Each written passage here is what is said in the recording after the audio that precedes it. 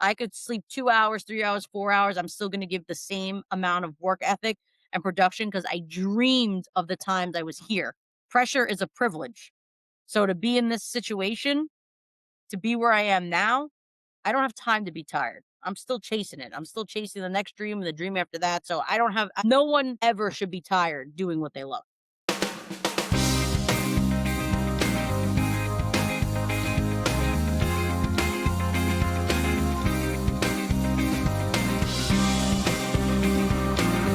All right, welcome back to the Pizza King podcast. I'm your host Tyrell, joined by the legendary Tory T. So from Tori T's Pizza, and you're in New York, Malverne. It's Malverne, right? Correct. I am in Malverne. But you are a Bronx girl. I am through and through. How does that work for you? I'm still commuting every day, so I go back home every single day. I wanna clap my heels and be like, "There's no place like home," but I still go home every day. Commute. How did you decide to go, out that far out into Long Island with the shop? Honestly, my brother moved out here. I was thinking about moving out here with my mom and just being closer to him. And, my dad was getting ready to retire. So I knew I didn't have to be in the Bronx anymore. And I wanted to kind of like venture off on my own. So I was like, you know what? If I could do this and be closer, kind of like, check all the boxes for the family, for the business, for myself. Then I got here and it's been like, 100 miles an hour nowhere. You start looking for houses and nothing works out. Either deals fall through and the market up here is very competitive. So I was like, Yeah, you know what, let me just hunker down and really focus in on, commuting. And it's really not that bad. I get here in 25 minutes. that's So not too bad. I was There, like, you know what? My commute into the city was much worse on the train. So if it's 25 minutes in my car, that's a cup of coffee and a podcast later, and I'm there. It's not too bad. But that's how I got here. I kind of just stumbled upon it. I was really looking for a while, and I liked that it was in a small town. I liked that it wasn't too big, the space where I felt like I needed to bring in a partner or I needed extra help or anything like that, monetary wise, down to just, overall capacity of being able to run a place. yeah. But, it worked out in the end because I'm very happy. How is that different? Well, I guess I should take it back for maybe that one or two folks that doesn't know who you are, hadn't heard your story just yet. Of course. Can you introduce you and what you're doing and who you are, and then we'll kind of get into a little bit of the history. Yeah, of course. My name is Victoria Tiso, otherwise known as the Tori T. The I own Tory T. the Tori T. I am the daughter of John Tiso. Him and my uncle Kaz, they owned Louis and Ernie's Pizza. It is still family owned. My dad now is retired. He's loving life on the beach. He Oh, gets to help me every now and then. Louis and Ernie's has been around since '59 in the Bronx, the '40s in Harlem. And it's just one of those notorious staples that hits all the lists that come out, and you wanna check all the boxes of places to try in New York City for that long-lasting nostalgia of a New York City slice, they're one of the places to go to. and you Because grew up you there. grow up in there, making the same style of pizza, adding some styles along the way, so it's been cool to see throughout the years just, the difference of Or just where the business started to now. how much of what you did then influences the way that you operate now? You learn everything from what you like, you don't like, what my dad did that I wanted to do different. You start making all of these just kind of references and checklists of things that you would want to do versus what you don't want to do. As He's, for like the pizza, he's like scared to walk through the camera. Tell him it's cool. yeah, it's okay. Yeah, so it's cool to see just like the just who I am as a person growing up there versus now. And like you said, the pizza, the style, I try to make it as close as I can to my dad's. Yeah. I've tweaked things along the way because once again, that place is a small, tiny, high volume, really low ceilings.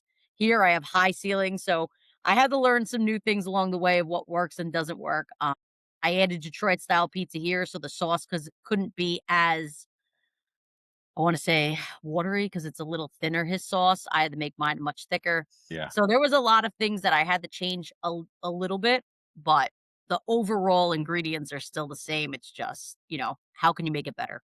What inspired you to continue to learn and grow and make those adjustments? I was an athlete my whole life, so I always feel like there's never 100%. Like you can always like go 200 or, want to strive for more. Yeah. strive for greatness. Like that's what you want. You want to kind of keep building. I think the minute that you tell yourself that you learned it all, you just sell yourself short.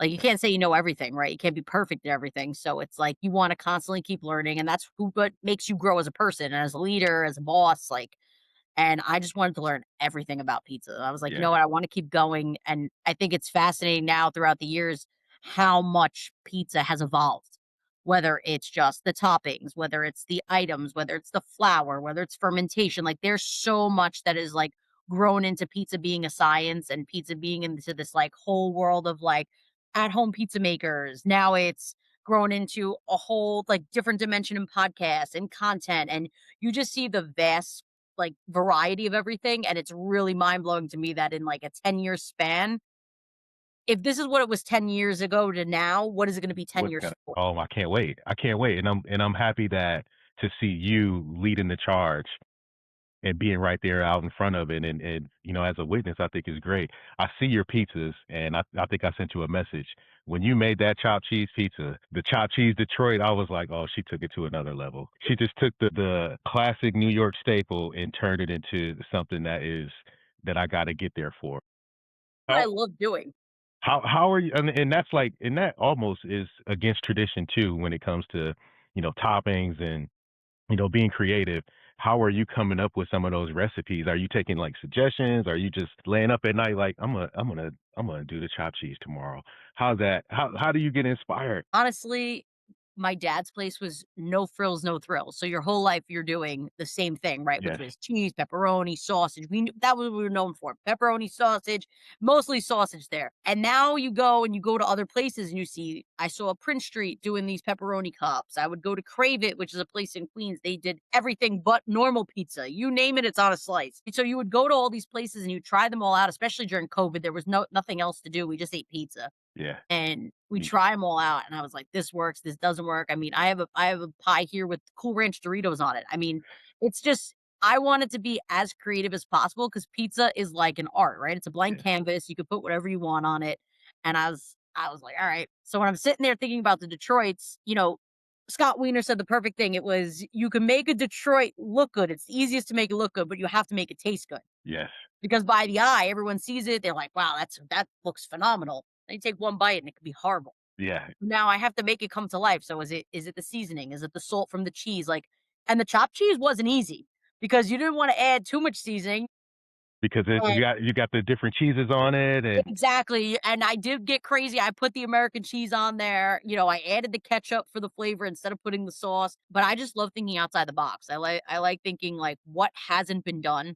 What are New York things? Like one of the things I am going to be doing is I'm going to be doing like a late night Detroit, which will be like really thin potato, like French fries, brown gravy, mozzarella, cheddar. So like just a late night diner snack here in New York is kinda gonna come full circle. yeah, that's And then gonna be I really wanna do a pastrami one, but, like, if I'm gonna do it, I'm gonna do it right. Like, I want, like, the cat's pastrami here. Couple of days just really going down in the city, picking it up and doing it pickles the on the right way. sides. Oh, Exactly, man, chopped and pickle on top, a little bit of oh. mustard. If you're gonna do it, you gotta do it right, and that's what I love. I love being as creative as possible. Oh, that's too fun. I was looking at it and I'm like and I've always been scared to put any American cheese because every time I do it, I feel like it burns on the pizza. So like you figured out that balance. Shout out to you as a chef. And I remember those days and I still have those moments and I've been doing pizza for a long time too. But I realized, after COVID, I'm like, damn, I've been doing pizza 20 years and I don't know anything about pizza. Like, and I'm learning, and you start because you do it one way. We were the line on the bucket, the scoop in the salt. We knew exactly what the measurements were for our dough, for our sauce. We never changed anything for so long. So then we had this opportunity to just be creative, and I think it made it so much more fun. Even if nobody bought it, it was still fun to do it and make it in the shop. Yeah, no, absolutely. My dad was that type of way. He's like, "Yeah, pinch of salt, handful of flour, all right, throw it in." I'm like, "I can't just open a business like that because when you do it for so long that way and you know how to do it." I said, "Can you explain that to me who has half the size of your hand? Can you explain that to me who Like, how isn't many of even my hands is that for you? right?" And like there was a lot going against me, like height, size, everything. So it's like, how do you expect that to happen without, you know, really gradualing in and really being like, all right, I got to intensify everything to a larger scale, Mm. but also I need to simplify it so that if anyone needs to do this besides me and you, they could do it. Because the reality is I'm not going to be here forever. He's not going to be here forever. We can't, we're going to be pulled in different directions. So you have to be, as open and kind of as detailed as possible.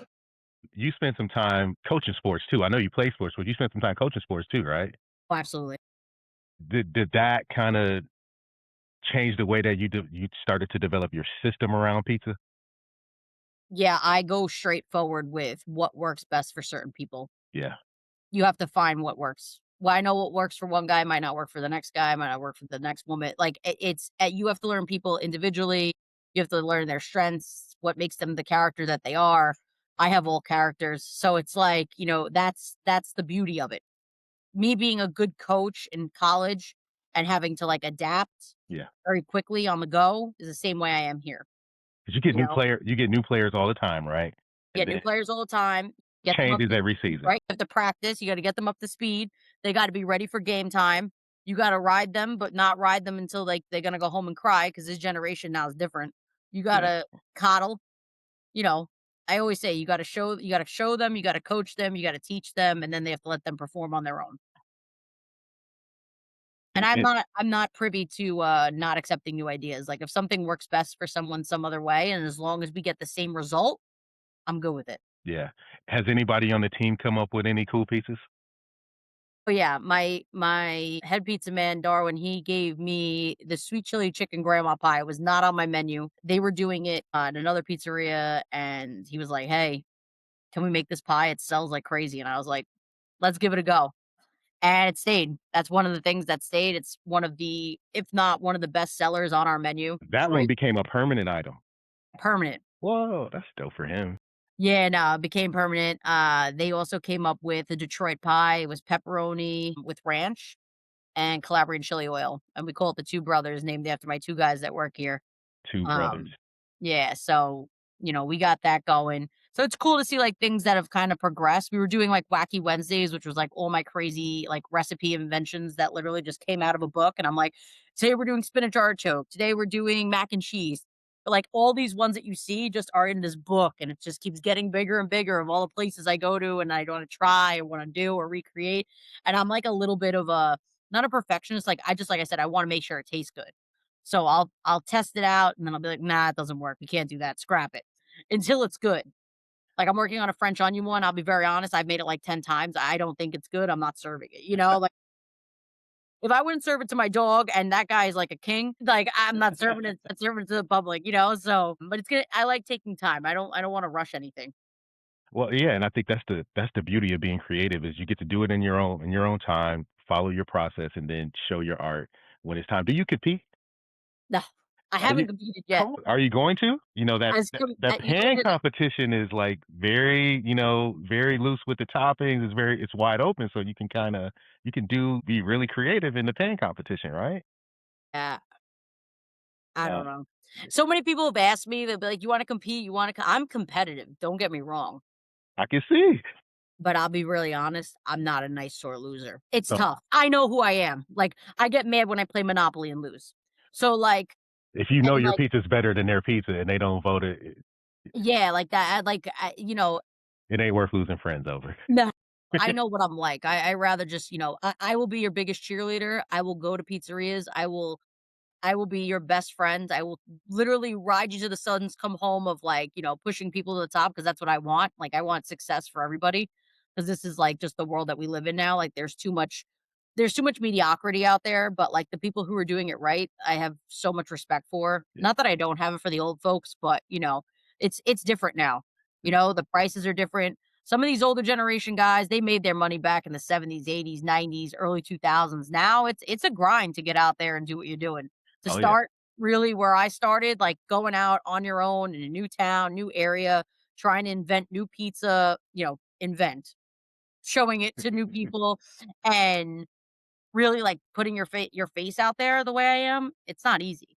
But to compete, I would love to do it. I think I just have to leave my, competitive side in New York 'cause I would be crying on a roulette table somewhere about an hour later after I, didn't place where I want.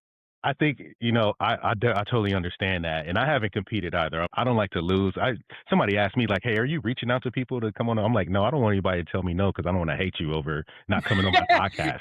So, And like that's the thing is I don't know if it's like hate, I think it's just I strive right now to just set myself at such a high standard of things to follow, right? Like, putting out good pizza, being involved in the community, trying to be a active, like, really a leader in women in pizza, like, there's so many different things that I'm going down, it's like, when I think about competing sometimes, I just forget yeah, because I have so much going on, and then it's, what would I wanna compete in? Like, I would really have to, like, really focus in and be like, "Hey, you know what? I'm gonna do the pan division. Okay, I'm running 2 businesses right now. Let's lock in. What do I wanna make down there?" And also, I'd have to read a lot of the rules. There's so much that goes into it, making dough, bringing the ingredients there. Like, I watched some of my friends do it the last year, and their backpacks are filled, their suitcases look like they just brought half their pizzeria with them, and I would be having a panic attack early. I don't understand how guys fly across the country and do it. I was talking to, this guy, John, McCaffrey, and he's like, "Oh, yeah, I was, like had a mixing bowl from the kitchen of the hotel, and he's in the room trying to get his I dough heard right guys today." mixing in their garbage cans. I was repulsed. I was like, "I don't know if I should be overhearing this or even restating it." I won't say who it was, but I'm like, "Wow, you made this dough where?" And, like, that to me is just, like, once again, that's really thinking outside the box. That's really being, like, as creative as you possibly can be given the environment, and you have to think, right? Nobody is in their element. So you're all the same. Nobody's in your element, nobody's in their pizzeria, nobody's working, and that's the part that makes it truly competitive, right? Because Yeah, you're all coming from different places, and that's where I would wanna do it because I think it's a great experience, and you have to go in for me with the as like I said, I wanna compete in goldfish or whatever I play in life is just you want to go into it with an open mind and kind of an open heart saying, "Hey, whatever happens, happens." And I think that's the way I would have to, like, kind of perceive it the first time I go into it, is my first competition would be just like, "Hey, let's see where this goes. Let's learn from it, and next year, let's go coming to hard." witness. Know what to do. Like, kinda go I've watched it now from the sidelines. Let's actually play a little bit, but now next year, let's go home, study, and then recap and come back and really hammer them hard. Because I think that would be, like, the best way for someone with a competitive nature like myself to really prosper. Because otherwise, if you go into it with, like, "I wanna win," I don't think that will really work out for me. Yeah, and let's be honest, we know politics always plays a role in things too. Unfortunately, that's just there's favorites out there, and there's folks that have a face and a name, and nothing against those guys because I think they all do a great job too.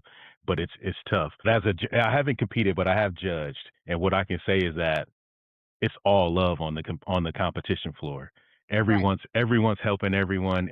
I think everyone leaves there a little bit better because they're talking, they're learning. I learned a ton just sitting on at the judges table from the competitors and from the other judges. So I think there's room for that, but I'm challenging you, but I know I just heard you say it. It's a 2-year commitment just from the time you say go. Yeah. It is. I think it is. I'm challenging you and I'm supporting you however I can because I think you do some cool stuff and I can't wait to get up there. I'm coming in March. I can't wait to come try that. I'll be here. We can't wait to have you. I mean, listen, the door is always open. And I can't wait. I think like you said, you just gotta kinda rip the Band-Aid off, go into it and see what happens, and who knows, March will be here before we know it. I mean, I was just booking my tickets yesterday for Vegas, so Uh, I'm looking forward to it. I can't wait. Vegas is going to be fun this year. There's so many new competitors, and I think they're starting to even let some of the home bakers get into the competitions now. So that's going to be fun. Yeah, I think it's great. I think it's cool just to see, like I said, the dynamic and how pizza has really changed throughout the years. And, you're seeing it now even in Vegas. I remember going 3.5 years ago and it wasn't half of what it was last year and like seeing the growth. And I went there 3 years ago. I had no pizzeria. Nobody knew who I was. And I just kind of walked around and I was absolutely zero to nobody. And then this last year was amazing just to see one, how much more people were back, Yeah, the amount of vendors, the amount of speakers, and people who take advantage of this. My favorite part, like, you'll hear people say, "Oh, my favorite part of the competition." My favorite part is hearing other pizzerias and other shop owners speak yeah, because that's the way you learn. I absolutely. don't care if you can give me a slicer that slices pepperoni 100 miles an hour. It means nothing to me right now. I need to learn from the ground up, That's like, how to build the business correctly, and you need to listen to those people in the room because I think too many people spend too much time on the show floor than they are in those rooms. And that's exactly where you'll find me is in the sessions because that's where Yep. you learn. And then I always come back from Vegas or, Cali or the Florida show, wherever, ready to make some kind of change. And the team's always like, all right, T's coming back from Vegas or, me and JR, my former partner. They're coming back. What are we about to do now? And it's like, okay, we're just excited. We learn how to do, whatever a prep process differently or inventory differently or, a different thought process around profit. So it's always good to get into those sessions and have those conversations. I spent so many years going to Vegas and I've gone up so many times. And I was just telling somebody like I would go there and not even network. I'm like, "What do you do?" Like, you gotta talk to people, you gotta learn like, I will just go to my sessions, learn what I need to learn, and just, like, hang out with the people that I came with. But now over the last couple of years, because, the internet has made the world so much smaller now, and everyone's connected on Facebook and Instagram and all these things. Now I go there and I'm like, I see people that I know or that I've, followed or interacted with, and it's so much more fun now. And even I had fun before, but I would go there for years and not come back with not one new contact in my phone. Like, dude, what are you doing? But now since I make content and I connect with folks, it's way better, way better. And that's the beauty of it, like, going down there 3 years, didn't know anyone, and then this year, I was being pulled left and right, like, "Tori, come to this booth. Tori, you heading to Vegas? Tori." And granted, a lot of it has to go with the amount of articles and publicity I've Mhm. gotten in the last year, which, once again, is phenomenal, right? Anyone could dream of it between or everything between Pizza Today, PMQ, like women in pizza, like there's been so much slice. Like there's so many different avenues for me where I've been able to obviously broadcast my story and get it out there and people seeing what I'm doing here in New York, being one of the only women owned businesses, one of the only shop owners really making pizza as a woman, because it's one thing if your husband runs it. I am a firm believer of that. But it's another thing to be slaying pies and, saying that you're an owner is 2 different things, but, that's the beauty of it now is seeing the people coming up to me like, "Oh my god, let me get your opinion on this," or how many people have reached out after Vegas about the Detroits and seeing what I'm doing, and they're like, "Well, we can't get ours like that. Like, how do you do this?" So, And that's one of the things I do love about your content is that you take the time to teach. right. You're not just showing off your pies, which are great. You're actually teaching about your process and how you build them, and talking through that. I think that makes a huge difference. And people love it because, there are a lot of at-home pizza makers, and there have been many that have reached out, just whether they're shop owners here in California, the Midwest, or just making Detroits at home. Even the New York style. So many people reach out and be like, "Hey, how do you do that? How do you get it so crispy? And why do you use cornmeal?" Like, there's so many different little things. I flip my Sicilians over. There's so much throughout the years that might stand out to others as opposed to just being like, "Oh, this is the way I make pizza." But I rather educate and really just inform people about why I do what I do, and I think that just kinda helps separate you from the people around you. Yeah, I like it. So with all that press and all that, having the eye on you over the last couple of years, does that come with any added pressure for you? Oh, yeah. This year has been a lot of pressure. I opened up March is gonna be 2 years that I've been in Malverne. And then I decided to go crazy and open another one in June of this year, and it was a lot. Yeah, It's a lot to one, you wanna, like, be held to a higher standard, right? You're coming into a being coming into Long Island, we'll go with, guy was here 30 years, new face, changing everything that the guy was known for, didn't keep one thing the same except the guys that worked here. yeah, And now, October 1st, I decided to cut the menu and just go strictly pizza. I saw what was selling. I saw that the kitchen sales were down and down and down. I said, "You know what? Why am I killing myself trying to put out a product that it's not there." yeah, You're surrounded by Italian places, pizza's thriving. Let's run with it. There's not many people around me doing the Detroit style, so I was like, "So what?" And we got some more press about it, you got some more heat and people saying like, "Wow, are you crazy?" or "Wow, like, what are you gonna do?" And I'm like, "This is the best decision I can make." yeah. You wanna keep your profits where they could be. You don't wanna overspend. Staffing is obviously at an all-time high. Mhm. So find what works for your business.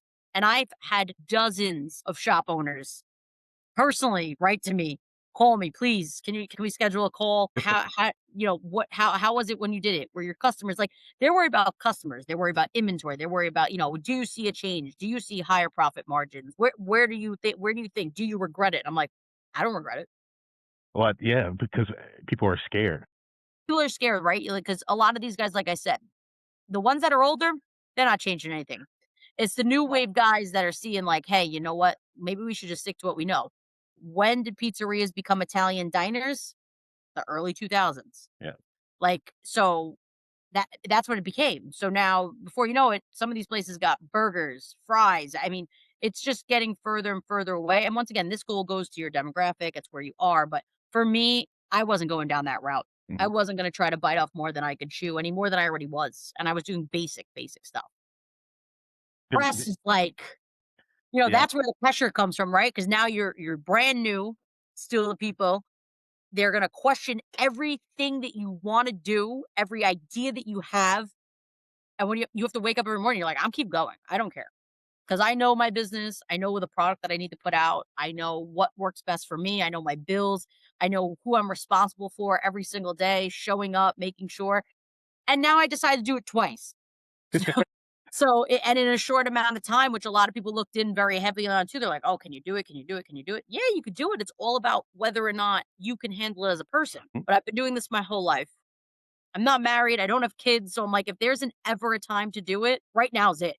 Do it now while you have the support, you got the momentum, you got the energy to do it, Exactly. and if you can build a team, and it sounds like you got some really good folks on your team, and I see you post about your team and how you support them.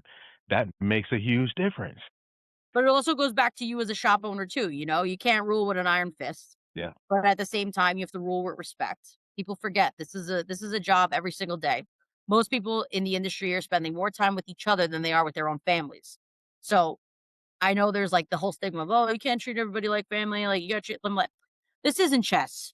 Okay. Life right now is very basic. Everyone is living within trying to live within their means to provide for their families, to go home, to be healthy, and just wake up and go to a job that they don't hate.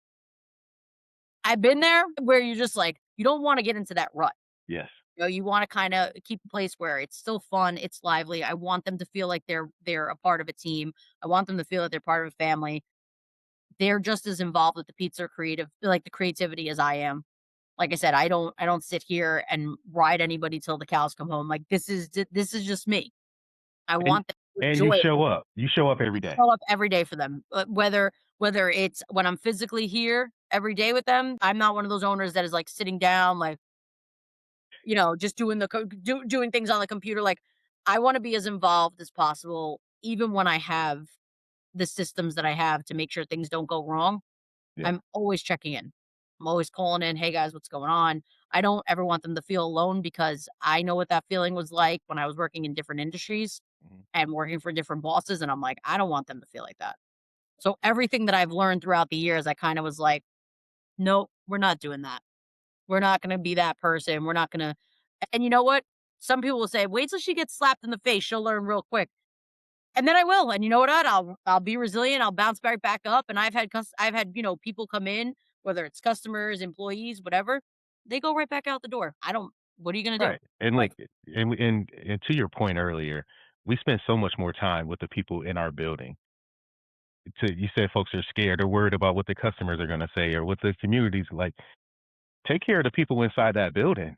yep, Like, let's figure this out for us, and then we'll sell it to the folks that wanna buy it. It doesn't yep. matter, like, all that other stuff is just noise, a lot of those folks aren't coming here anyways. Why the hell are we worried about There's what they're always talking gonna be about? haters, right? There's always gonna be haters. There's always gonna be people that come in and tell me, "Oh, how I should be making pizza. Oh, you gotta do it this way." I never in my life, my first 6 months of open here, that it was crazier than ever. I wish I had a dollar for every guy that came in and told me how to make pizza. It could You can't make Detroits in New York, you can't do Yeah, that. you can't do that. "Are you from Detroit? Let me tell you how to make a Sicilian. I'm from Brooklyn." "Alright, how about this?" I have a little bit more, like, I guess street cred now, 'cause back then, right, you're 5 seconds in and you're, like, already getting the heat from these guys, like you said, back with press and everything else. And I'm like, "You know what? I would love in my head to be like, 'You know, buddy, why don't you come back on Friday night during Lent and let me see you make pizza?'" for these many hours. Let me see you run a kitchen and the whole operation and everything else, and then yeah, sure, you can tell me how to make a Sicilian. Because a real operator and a real pizzeria person and somebody who owns whatever their shop owner, what they understand exactly what it's like to be in that moment. They know Absolutely. exactly what I'm talking about. So it's very easy to go out and point fingers at everybody else, but it's very hard to sit there and be like, hey, you know what? This is how I'm going to do it. Yeah, and kudos to you for just sticking to your guns because time is the ultimate like test for everything. Like when you last and you do it, and you're not just a flash in the pan. That's the proof that the best revenge for anybody to say, look, I'm gonna be here for 20 years.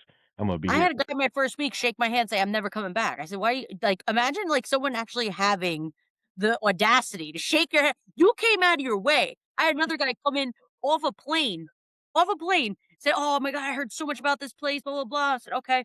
He comes in and he was like, "I just, yeah, I had to tell you, I said, oh, so you want to try a slice?" Came off the plane from JFK. You want to try the pizza? No, my daughter. I heard so much about it. My daughter says this place sucks. Why you You come here? you took the time out of your day. I said, "Wow, I really wish I had this time. Maybe I need borrowed time." But that just goes to show you that, like, in the beginning, it's never easy. Nope. It's never easy to start, and you still get the hate. You'll still There'll always be haters, but you know what? It's all worth it in the end when you put out a good product consistently, because that's the biggest thing. Consistent product Hmm. that's good every single time to customers who appreciate it, appreciate the craft, respect what you're doing, and just overall are enjoying the love of pizza because that's what it's all about now, right? It's love of pizza. It's that mostly everybody likes it, couple don't. But like that's and whether it's my pizza, the guy next door to me's pizza, whoever it is, as long as you're enjoying it, it doesn't matter because that's what pizza's about now. Every single one is different. That's right. And look, you can't please everybody. I say it all the time. I hated LeBron James until he came to the Lakers. Now I love him. So it's always about, fair weather and, taking care of the folks who are on your team, right? The people who support you.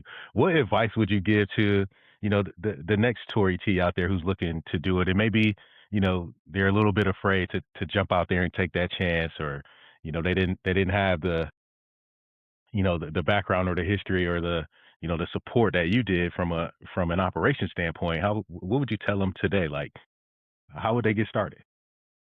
This industry right now is very saturated Hmm. with, like I said, mediocre, like mediocre pizza and thriving places. So everyone's always going to look at the nitty gritties of the industry and they're using Petra flour. I need to use Petra flour. Like, there's so many things.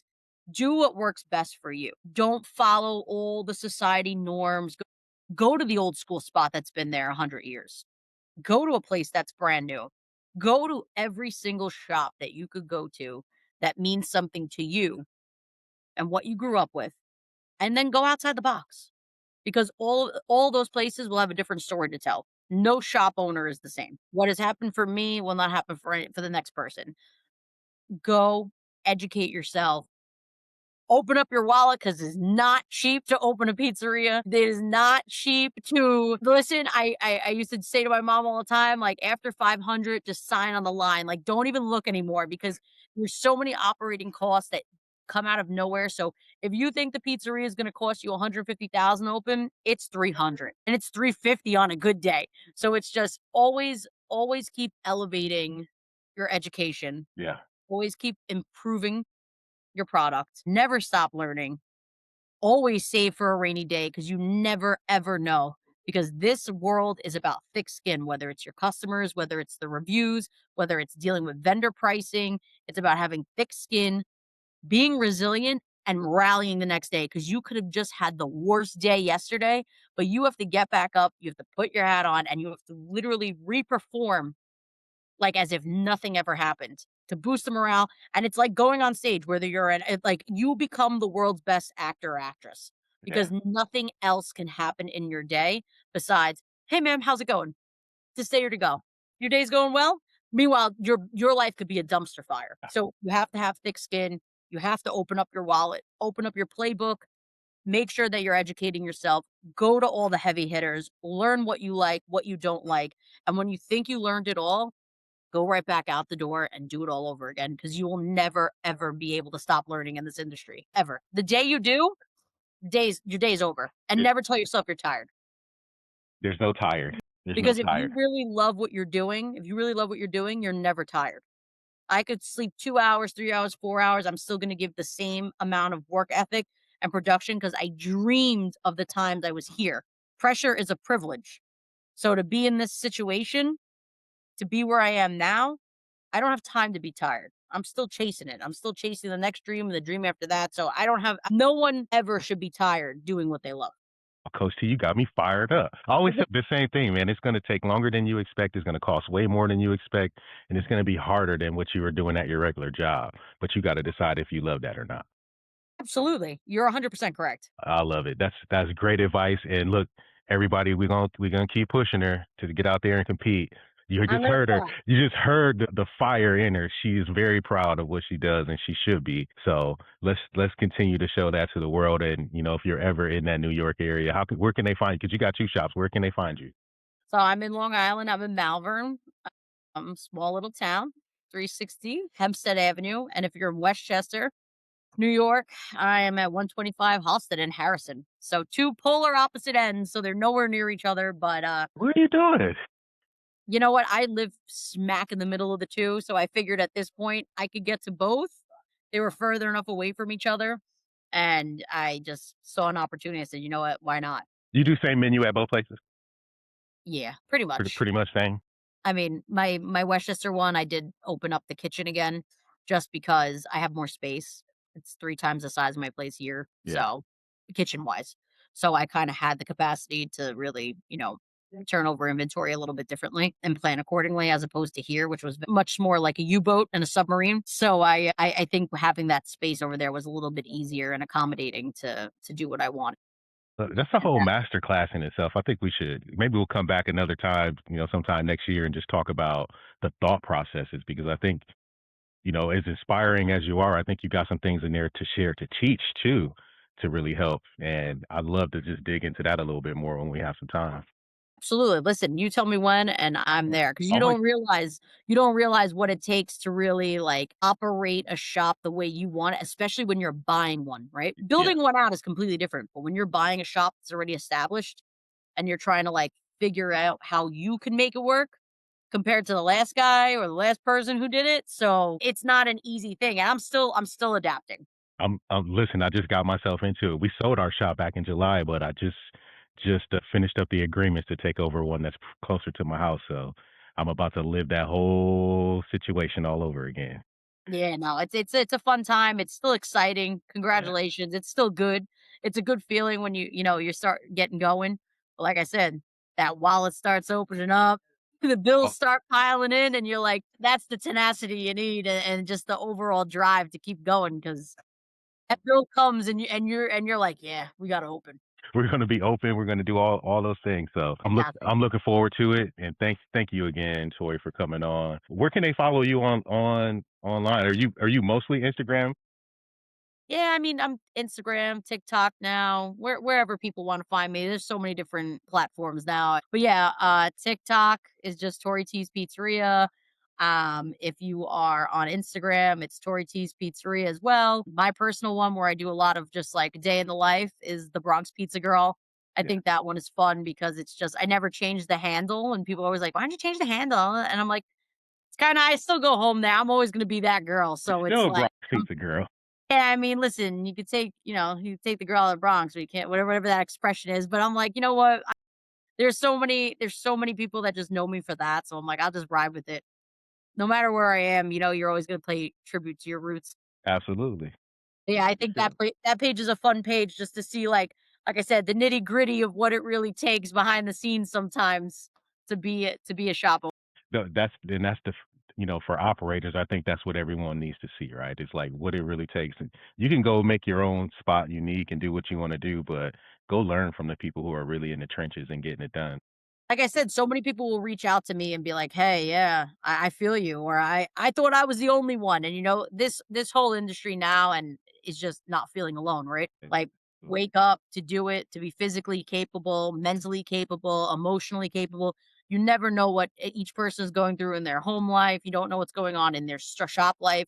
with the way the prices are rising, it's not easy. So there's some days like today, sales tax came out in New York. Like there's some days that where you're just like, you don't realize what it takes to really open a shop. It's not just about $4 a slice. It's Right. the overhead, it's the overall just mental crippling days where you're like defeated and you got to pull yourself and rise up. So that's what it's all about, right? You gotta help each other. So You got the more you can, go on Instagram, reach out to shop owners, don't feel alone. Somebody's always listening. And whether you're affecting one person or helping another, you never know where life is gonna take you. Yep, hit her up. She'll write you back. She wrote me back, so look, Absolutely. I try to write back to every single person. There's not one and it might take me a few days sometimes because there's a lot, but I try my best to write back to everyone that I can. I surely appreciate it because you were when Bruce Irving challenged me to start sending folks messages to come on the podcast because I was like, no, I'll just wait until I meet people and then, if I like them, then we'll do it. He goes, dude, start sending messages. You were the first person I reached out to, so thank you. It's 2025, we're rolling into 2026. I mean, listen, if that's the best way to live, right? Everyone has their phone, so they can't say, "Oh, I didn't see it." This Yeah, isn't snail mail anymore, right? It's the absolutely. same way when I go out and I start reaching out to people if I wanna pick people's brains. I'm trying to do, like, a whole, like, a Chicago, tavern style pizza now, Uh huh. but I'm reaching out to, like, all the right people. You're reaching out to, like, the real seasoned veterans, like, I slid in John Arena's DM, and he was able to help me a little bit, and I slid into another guy's DM, and all of the right people that I follow, and if they give you 5 seconds of their time, and you could take 1 from each and make it work, you have a whole new ball game. Yeah, And that's what I'm working on now. So that's why I say just shoot your shot, DM people, you have nothing to lose. What's the worst that could happen? They don't answer you? I've had yeah, worse dates in life. absolutely. Hey, and shout out to John Arena because he is super nice, and same thing. I've had some conversations with him. Very helpful dude, very open, and you never think that growing up. Like these guys are the legends of the game, and you can just talk to them.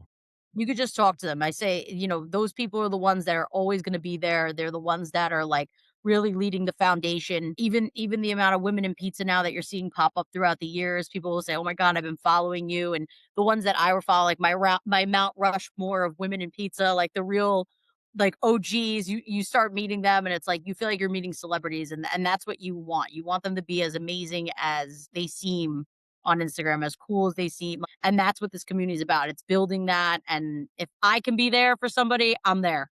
Because I never want it to be like, "Oh, yeah, I met that Tory T. She's a real winner." It's not about that. It's just it's all in good fun and good faith, and like I said, just making sure that everyone's product is the best that it could be, and you're making the people around you happy. Heard that. All right, last question before we go. Hit me. If you throw a slice up in the case, and maybe you already have it, the Tory T's pizza, what's on it? Like, if I was to, like, name one after myself? After you, it's named after you. What's it? What are the toppings? You want me to make it, like, my favorite pizza? Yeah, I guess, alright. Right now, I'd probably say if I had to make a pie and name it after myself, I would use my dad's sausage, which is, like, the nostalgia Louis and Ernie's style. Is it a crumble or Yeah, crumble sausage out of the casing, like 100, yeah, so I would use the yeah? sausage from my dad's place. I would use hot supersata that I use, slice it really thin and chop it up. Okay, so we got some spice. Yeah, so you're gonna get the sweet sausage, you're gonna get the spice from there, and I would go with some onions. So you're getting a sausage, you're getting onion, you're getting that. And then I would probably say just cook it like that. Sausage, onion, hot supersada. Come out, I would probably hit it with a little bit of hot honey or, Okay, the Calabrian chili oil. I think the hot honey right now is just, like, more sweet than it is honey to me. And it's more sweet honey than it is hot, but the Calabrian chili oil really, like, fires it up a little bit. I like spice, so I I would heard. I see. Okay, I like the spice. but I think that would be, like, the Tory T way. All right, and then a challenge for you. I love apples. And I Mm. haven't found a good way to incorporate an apple into a pizza. As you're thinking through your recipes, if you come up with something that's apple, I I gotta get a shout out. worked for John Gristina, who was a world pizza champion. That's who is the gentleman who taught me how to do the Detroit style. I Uh-huh. worked for 6 months after I left my dad's shop. He made caramel apple pizza out of this world, Really? out of this world. He par bakes with the cheese on. So he does little 12-inch ones. He would throw it 12, 14 inches. He would par bake it, put it with just the mozzarella, let it cook a little bit. and then he would take the green apples, slice them really thin. We would put them on the pie. He would throw it back in so they would cook a little bit. Take it out, a little bit of caramel, a little bit of powdered sugar. That's it. Pretty good. I'm gonna have to try that one. I've done like I do like It's almost like a baked pie at the end of it because you're getting that but you got the cheese on it, so it's cheese still is still savory. there. The cheese is really what's giving it like that savory taste. Yeah. But if you wanted to get a little bit more crazier, I personally think if you added cinnamon to it, it would add a little bit more flavor, like a little apple cinnamon kinda like, I'm gonna have but to try yeah, I'm gonna have to it's try that. good. I'm gonna have to try I that. gotta send you a photo and you'll look at it and say, "Wow, that looks amazing." And it is. It's so damn good. He makes crazy pizza. He makes you think outside the box every single time you make a pizza. That's what I want. I did a chicken apple sausage with green grapes, and that thing was, like, super good. That's who your next shoot your shot to be would be. He's very involved in the pizza community, down to earth. And that's if you said to me, "Who's next to shoot who would you shoot your shot at if I was in your shoes?" And that's what you should ask other people, like, "Who would you DM?" Because Alright.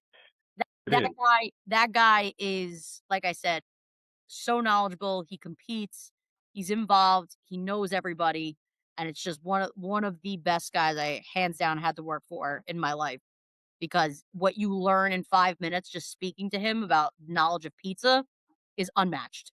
Alright, the shot's going up. And give somebody a crazy secret topping to put on a pie and see what they come up with, because he will come up with everything. If I told him right now, "Go outside, you're gonna use this leather from a shoe," he'd be like, "I'll figure it out." I'm like, There you like he's that type of guy. okay, He'll there it find a is. way to make it work, but that apple pie one he makes, top notch. Alright, send me the picture, and then I'm gonna reach out to him.